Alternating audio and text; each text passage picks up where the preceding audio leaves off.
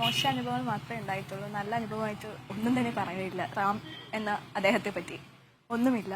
Class കയറി വരുന്നു, 1 മണിക്കൂറാണെങ്കിൽ അതിലെ 3/4 മണിക്കൂർ 55 മിനിറ്റ് എന്ന് വേണമെങ്കിൽ തന്നെ പറയാം.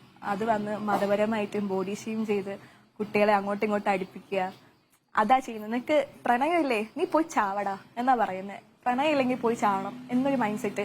പക്ഷേ പ്രണയം അത് കണ്ടുപിടിച്ച അത് അതിനെക്കാട്ടി പ്രശ്നം, ചിലപ്പോൾ ബാക്ക് ആക്കും, മാർക്ക് കുറയ്ക്കും. അങ്ങനത്തെ സിസ്റ്റവും ആ സാറിന് ഉണ്ട്.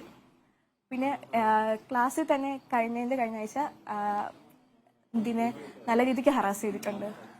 ബാക്കി നമ്മൾ 99 സ്റ്റുഡൻസിനെ മുന്നിൽ വെച്ച് കഴിഞ്ഞ് നല്ല രീതിക്ക് എന്ന് പറഞ്ഞാൽ ഭയങ്കര മോശമായിട്ട് തന്നെ ഹറാസ് ചെയ്തിട്ടുണ്ട്. അമ്മേനെ പറഞ്ഞിട്ടുണ്ട്. അമ്മയ്ക്ക് സർജറിയാ പറഞ്ഞപ്പോൾ അതിനെ വെച്ച് കളിയാക്കിയിട്ടുണ്ട്. അമ്മയ്ക്ക് എന്താ കാലില്ലേ, മീറ്റിങ്ങിന് കാലുണ്ടല്ലോ വരാൻ വേണ്ടിയിട്ട് എന്ന് പറഞ്ഞിട്ടുണ്ട്. അവൻ നല്ല രീതിക്ക് സഫർ ചെയ്തിട്ടുണ്ട്. പക്ഷെ അവൻ എല്ലാവരോടും ഇങ്ങനെ ചിരിച്ചു നിൽക്കുന്നുണ്ടെങ്കിൽ അവൻ്റെ ഉള്ളിൽ എന്തൊക്കെയോ വിഷമങ്ങൾ ഉണ്ടായിരുന്നു. പക്ഷെ അവൻ എല്ലാവരോടും അങ്ങനെ അത് ഓപ്പൺ ആയിട്ട് ഒന്നും എല്ലാം പറഞ്ഞിട്ടില്ല. അവൻ എല്ലാം മനസ്സിൽ തന്നെ വെച്ചു. എനിക്ക് തോന്നുന്നു വീട്ടുകാരോടോ എല്ലാം പറഞ്ഞെന്നാ തോന്നുന്നത്. പിന്നെ സംഗീത മാം ക്ലാസ്സിൽ എല്ലാവരോടും നല്ല രീതിക്ക് സംസാരിക്കുന്നു. മാം എല്ലാവരും നല്ല പഠിപ്പിക്കുന്നു. മാം എൻ്റെ അറിവിൽ അനാവശ്യ കാര്യങ്ങളിൽ പോയി ഇടപെടുക അങ്ങനെ ഒന്നുമില്ല. പഠിപ്പിക്കുന്നു, പോകുന്നു. പിന്നെ മാമിനൊന്നും അവിടെ വേറെ വോയിസ് ഇല്ല. എല്ലാം ഈ റാം സാറ് തന്നെയാണ് ചെയ്യുന്നത്. ഈ റാം തന്നെയാണ് എല്ലാം ചെയ്യുന്നത്. അല്ലാതെ മാമിന് ഒന്നും ചെയ്യാൻ പറ്റില്ല. മാം അന്നിങ്ങനെ കേട്ടോണ്ടിരിക്കുന്ന ഉണ്ടാവും. ചിലപ്പോൾ മാമിന്റെ നിസ്സഹായ അവസ്ഥ കൊണ്ടായിരിക്കണം. അല്ലാതെ മാം വേറെ സ്റ്റുഡൻസിനെ ആയാലും നമ്മൾ ഒന്നും പറഞ്ഞിട്ടില്ല. ഞാൻ ഒന്നും പറഞ്ഞിട്ടില്ല. ചിലപ്പോൾ അവനങ്ങനെ തോന്നിയിട്ടുള്ളതായിരിക്കണം.